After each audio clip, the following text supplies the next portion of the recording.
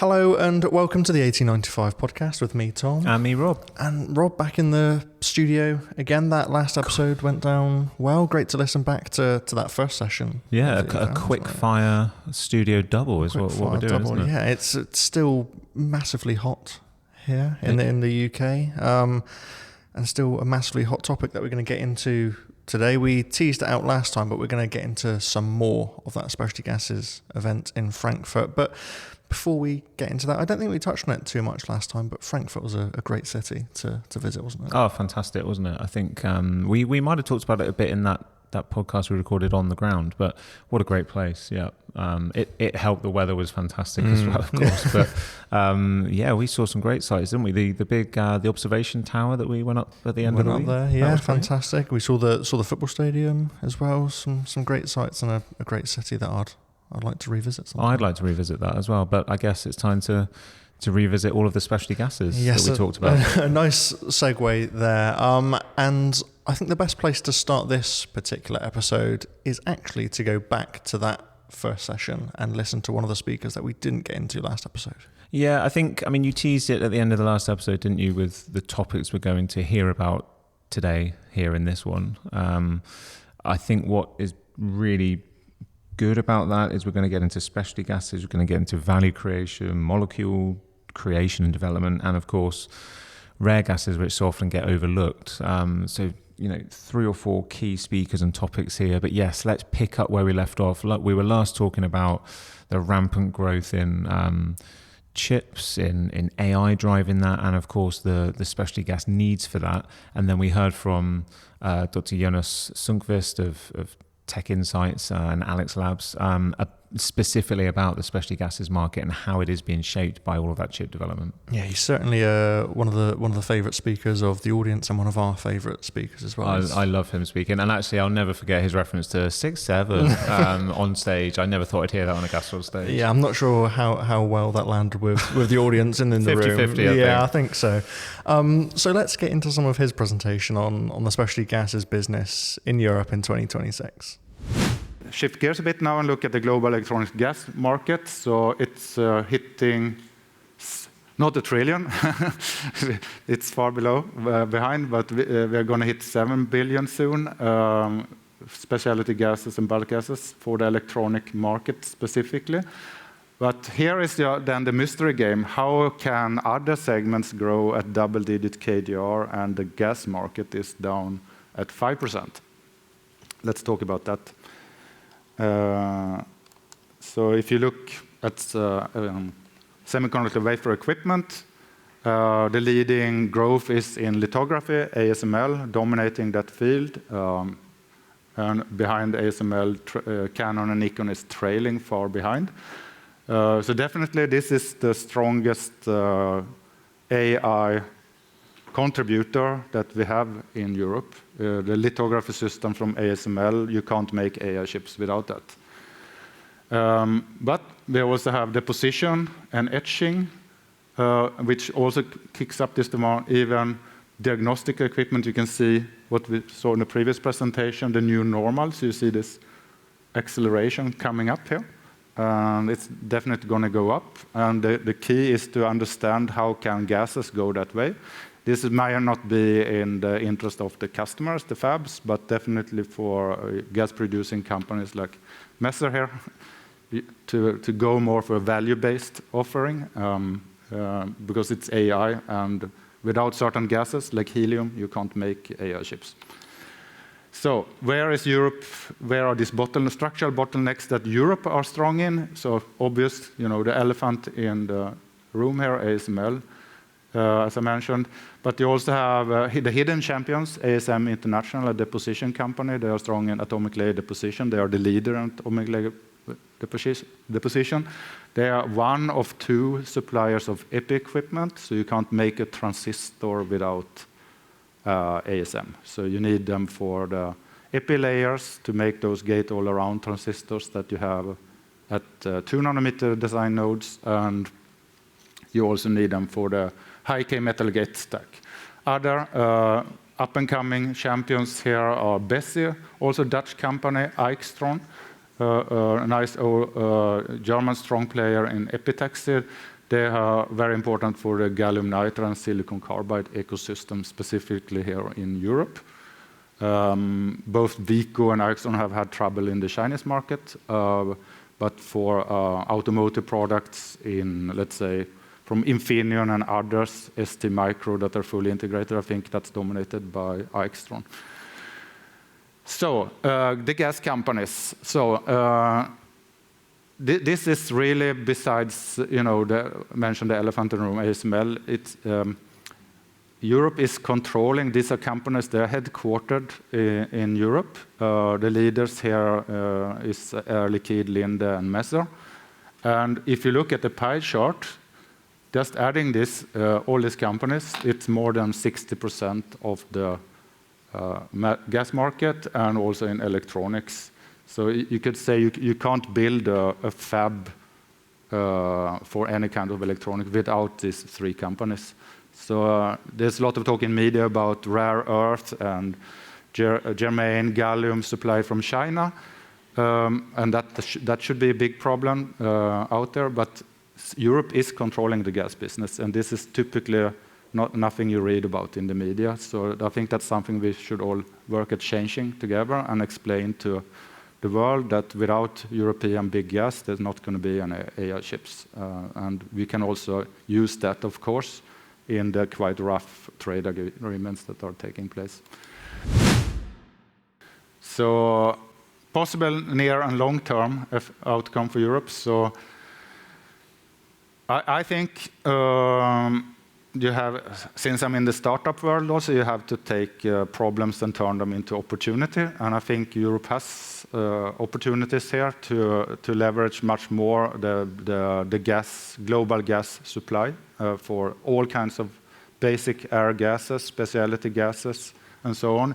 Historically, it is so that European gas companies control. It may go down to back to colonial times, why Europe has this control, but it's also the industrialization and that Europe has been part of. And yeah, the birth of industrialization came out of Europe. And gas industry goes very close to the industry. The industry shifts, but the gas industry is always there, supplying gases, if it's in the medical field or automotive, industrial, cutting tools, or semiconductor industry. And this is, I think, something that needs to be leveraged and that you seldom read about in the media. Another opportunity, we talked about packaging here, and I'm seeing that I'm running out of time. So there's a lot of specific gases that are needed here, and it's a lot of high value. It's a high value product because you have to imagine you take the most expensive wafer in the world, $30,000 from a TSMC fab, 2nm technology, you dice it up with the Japanese disco dicer or so, and then you start to package these expensive chips together. And this is where the reason why we had to go to, what was it, 9N, I think, 99.9999999 times. Because when you dice a chip, you get the edge which you need to protect from oxidation. So you need to do this at low oxygen and moisture content. And there's also, again, here in deposition and packaging, there's a lot of plasma processes. And in plasma processes, you don't want oxygen and water and other contaminants. And that was Jonas Sundqvist of TechInsights there. Fantastic, as always. Yeah, fantastic. Some great numbers there as well. Just to briefly recap on talking about that kind of 5-year compound annual growth rate in specialty gases. Broken down, he talked about bulk gases. They were at the lower end of the growth projections, around 4.1%. For the next 5 years. Bulk gas is growing more steadily in line with the fab expansions. He obviously talked about specialty gases, growing nearly 6%. I think 5.7 was the figure there. And then electronic gases in particular, around plus 5.3% over the next 5 years. And essentially, he's talking about that increase in process complexity, the higher layer counts, and the advances in node adoption. Those are the things that are driving all of that specialty gas growth. So really good to get that insight. And tied in nicely to the remainder of that session. And Another topic we got into in session 2, almost on the same wavelength, was rare gases, and we did that with Dr. Martin Dilla of Messer, who spoke on the rare gases through to 2030 and the growth that we could see there. So let's listen to some of Martin. When we talk about rare gases, there is a certain reason why they are called rare gases, because they're definitely not abundant materials. So there is a really limited production capacity globally. And I mean, it's really the case that the rare gases are won from air. So air is the raw material. But when we consider that the content of the rare gases, neon, krypton, xenon, is less than 1%,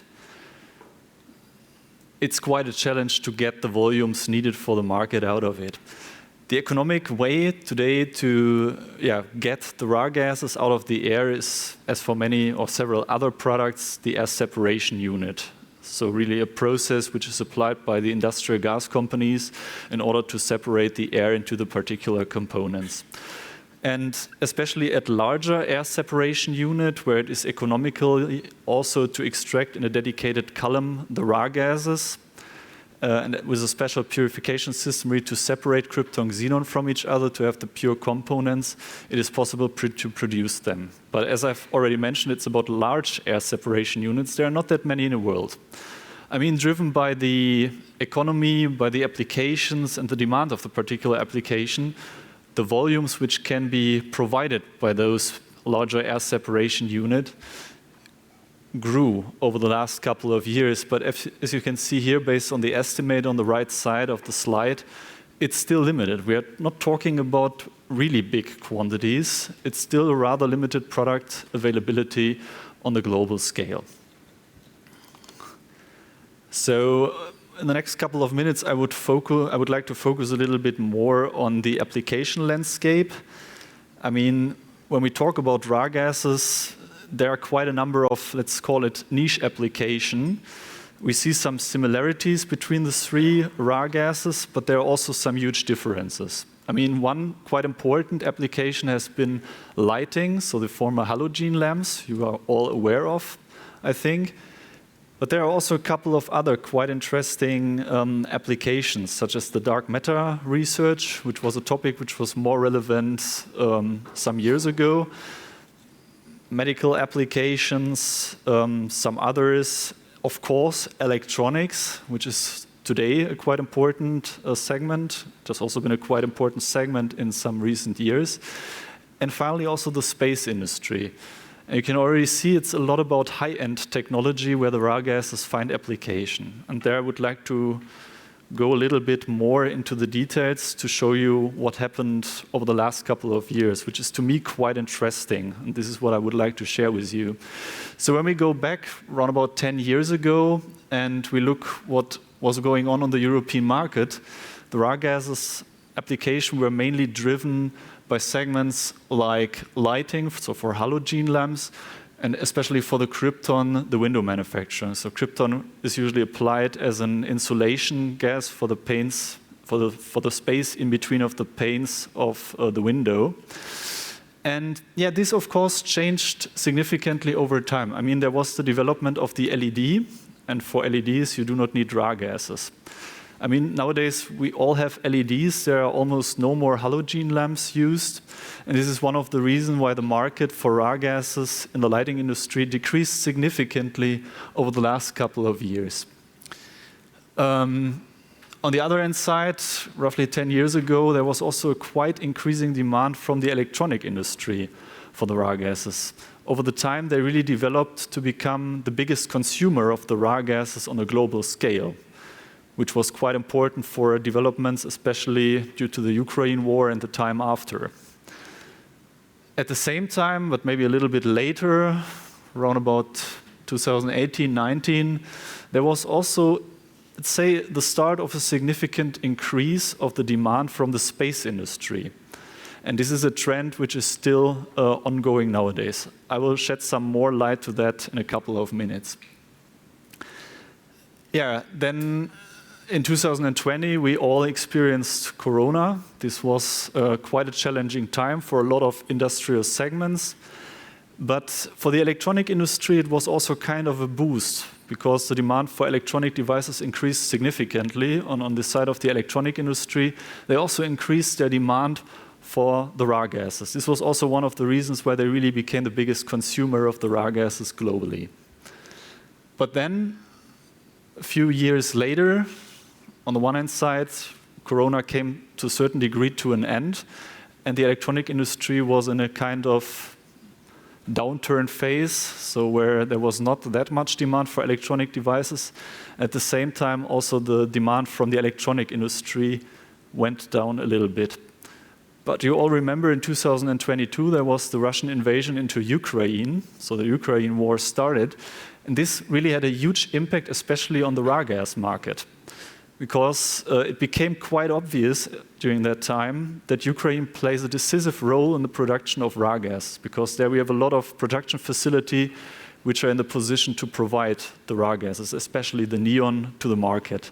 And at least for a certain period of time, a certain volume of the global capacity was not available for the market. And at that time, there was really a huge uncertainty on the market, and the prices more or less exploded. I will show you in a minute how that looks like or looked like over the last couple of years. But this was kind of a game changer in the overall dynamics of the raw gases.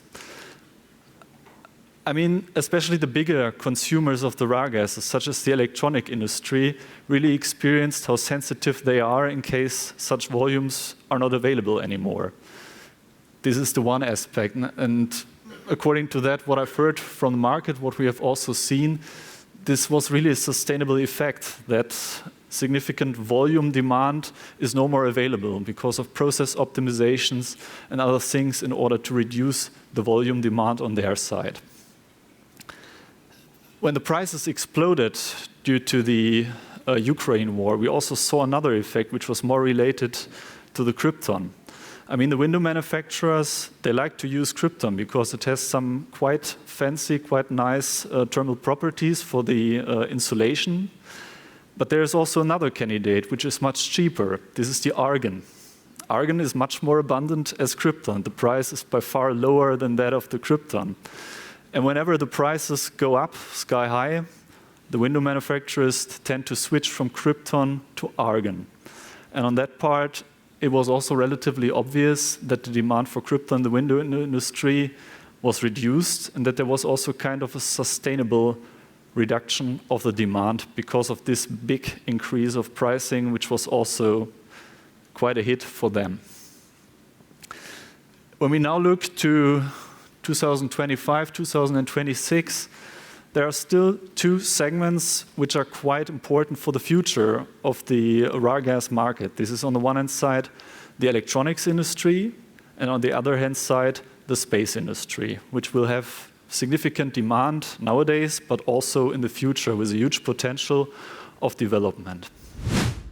And that was Dr. Martin Dilla. Loves rare gases, doesn't he? He loves rare gases. He was actually joined on stage by Anish Kapadia, who spoke on helium, which, as we said, we're going to get into in a separate episode. But yeah, great to hear from Martin. Yeah, I mean, I made some notes on the day, just his enthusiasm for the topic, which you'd want to see anyway. But just some of the pointers he gave us there, you know, electronics sector, which we talked about, has been the largest consumer of rare gases since 2017, so coming up to 10 years now of that being the largest consumer.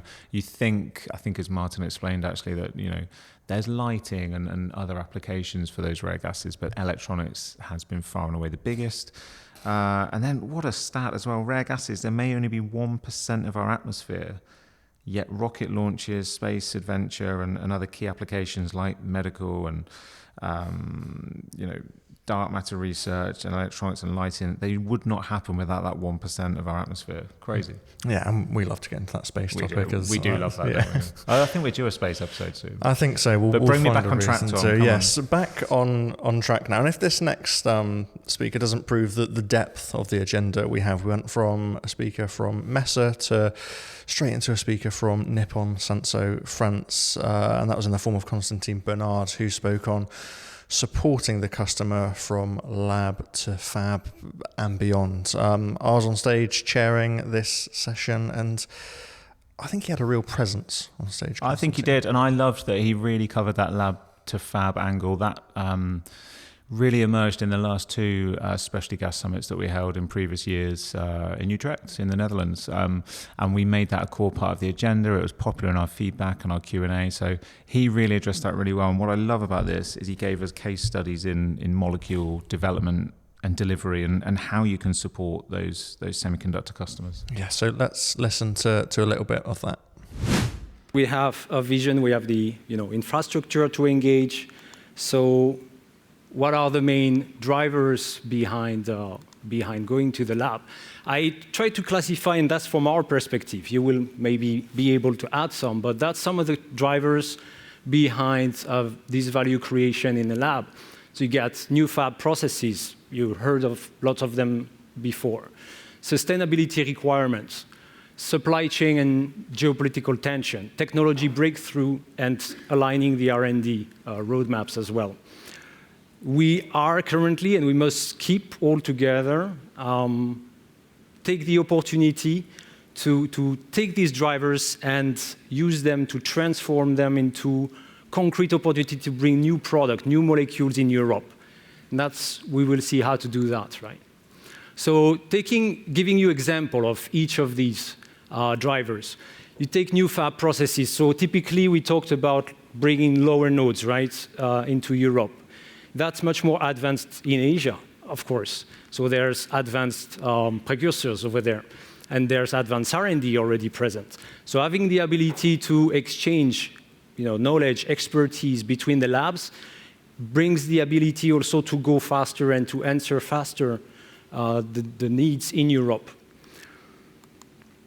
A second one that I address is sustainability requirements. We talk about sustainability requirements sometimes too much as a problem, but it's truly an opportunity to engage all together also on some of the projects. I give you here the example of the sustainable semiconductor technologies and system. That is a joint R&D program launched by IMEC that is meant to collaborate, identify, model, so completely developed until the adoption of new molecules, new low global warming potential molecules, and we'll work on the etching molecules with them. Okay. A third one is the supply chain. So when we talked about the risk on the supply chain. This is really true. So there was a question before on how we factor that in. Well, you see here actually that knowing where your product comes from is so important. You have to know that. But that's absolutely not the case. This is a study from McKinsey, a recent one, that shows that still in 2025, less than half of the customers know who is their tier 2 and beyond suppliers, which is pretty scary when you know that this is probably the major, most dangerous factor, right? So how do we do that? Where we invest really at Nippon Sanso in knowing what the supply chain is, what is behind that. That helps us to drive onshoring, right? So we can invest in new transfield capabilities. We go further down the line and de-risk that, and that was covered in a precedent summit. And that also drives then our R&D roadmap. Technology breakthrough, okay, when you get new capabilities within your company, that drives also your innovation. And that happens typically when you go through merge and acquisition. Okay, you see a lot of merge and acquisition that will drive a lot of the capability. This is Polaris, a company that we acquired a few years back, gives high purity capability within Nippon Sanso, provides us new technologies capability. And the last one is aligning the R&D roadmap with the fabs and OEM.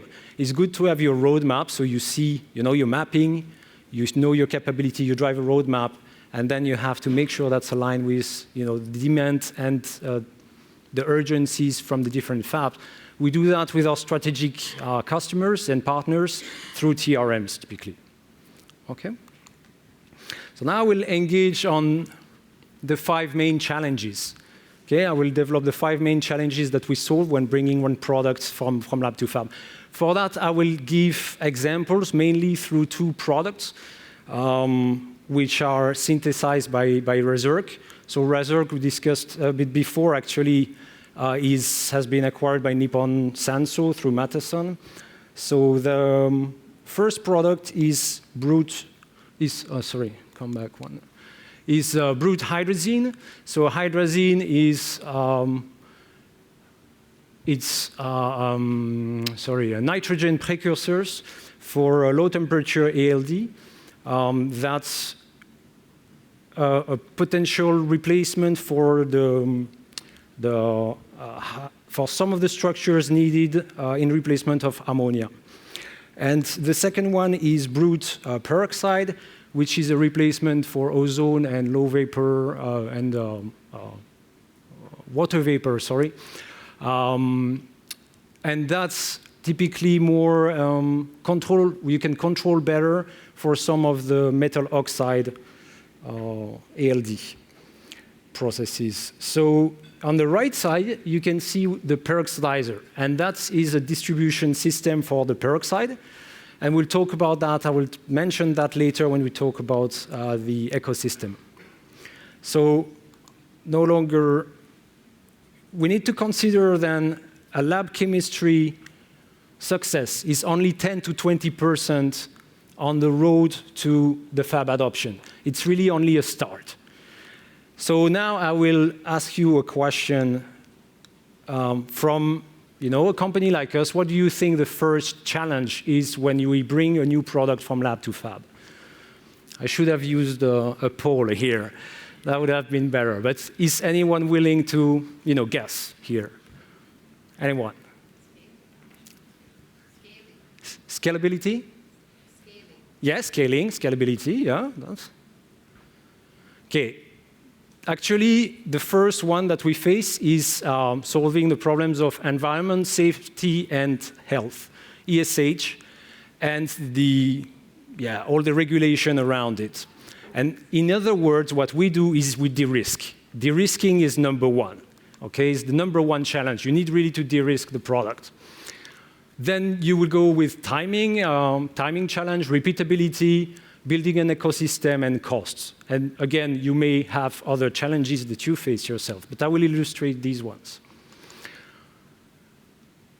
So de-risking, when we bring a product such as peroxide, so when Razork, bring a new product to the fab, they worked with a third-party lab. The first thing was to develop a very comprehensive set of data, because data is key for ESH to do the evaluation. And we provide that as early as we can in the process. So that's typically, the data is very expensive to generate in some case. I will come to the cost a bit later. So giving the data set to the fabs and the R&D, they are really able to assess it, saying, yes, okay, that really looks good. And sometimes asking a bit of different parameters changed. In the end, that happens, but we never faced a complete no-go from ESH when you engage early enough in the process before they call their product into the fab. Right? Another one linked to the regulation that I can address, that I can give you as an example, is with hydrazine. So hydrazine is a dual-use product classified. And that means that there's strict restriction in terms of export control, right? So what the company did is that we did dilute it with low vapor pressure solvent, and that allowed to change the classification of the product for export control, and also lower their hazard risk classification. So that helps on the way to the adoption. So de-risking is really key. Build data, share them early in the process, and engage with the fabs early. Then timing is the second one really that we put in the line. When we open and when we know the history of sciences, you know that having a timely innovation is necessary for adoption, right? When you talk about semiconductor, when you talk about timing, you talk about accessing the tools also. And you have windows of availability. Would it be via ESH or any other factor? If you miss that window, you postpone your project by at least 12 months, 18 months, as we see. On the contrary, when there's a problem in a fab, when you have downtime, then that's where everything goes fast. You have a downtime, then everyone is looking in the same direction. Maybe you have phased out. You solve a problem, you bring then from bottom to top of your customers, they are all helping in adopting the solution, in validating it. And that's where it goes really fast. Repeatability, we talked about the quality. We talked about how, my predecessor mentioned, you see, you are working at atom level. That's what we deliver. And then that's because the fab needs repeatability. But when you validate your process, you need to think about everything you're doing needs to not become a new variable in the equation. I take an example quickly, is about, we did a test on a post-exposure baking. And the tools that were necessary to do all the tests were sometimes in different locations, physical locations. So we physically had to drive the product from A to B to generate the data. And you bring the data, again, say, well, that looks good, but you need to take that equation out, that factor out of the equation. So we now work with a third-party research center, bringing all the tools all together and validate that. So that validate the product as well. So engaging with third-party labs, and we have this strong capability in Europe that we need to take. There's IMEC, there's a lot of ecosystem behind that can help us to bring the product to the fab faster. And talking about the ecosystem, so you saw before the peroxidizer. Well, when you bring a new product such as peroxide on the market, by definition, there's no ecosystem for it. And that can happen to you also for some of the projects that you develop. So your company needs to be able to do either of the two things, collaborate with the industry, or you fill the gap by yourself, right?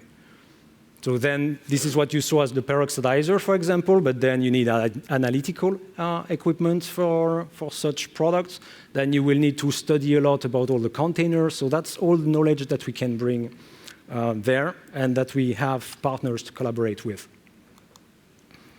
And the last one, but not least, is the cost, of course. So you're talking about hundreds of thousands to millions of US dollars of investment.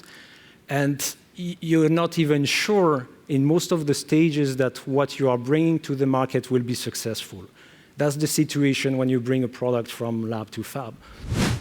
Constantin Bernard of Nippon Sanso, France, as we were saying, fantastic, and a great case study there as well. Yeah, fantastic, and to get into those value creation and drivers, I know I tried to pick over that a bit as the event went on, and just really good to hear somebody actually say quite clearly as well that sustainability can so often be positioned as a challenge. Yes, it is, but it is a big opportunity too. So really good to hear from Constantin.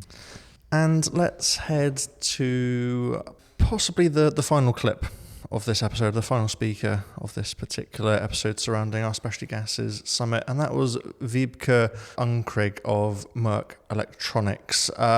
She started us off on the second day discussing the development of new and sustainable plasma etch gases. This is the sustainability area of this topic is one that's becoming increasingly, I'm not sure if popular is the word, but increasingly important to cover. It is, yeah, and we've been delighted to have Merck on our stage, and certainly last year. I can't remember if it was a year before, but yeah, I've been on this Specialty Gas Summit stage before, talking about the specialty gas supply chain.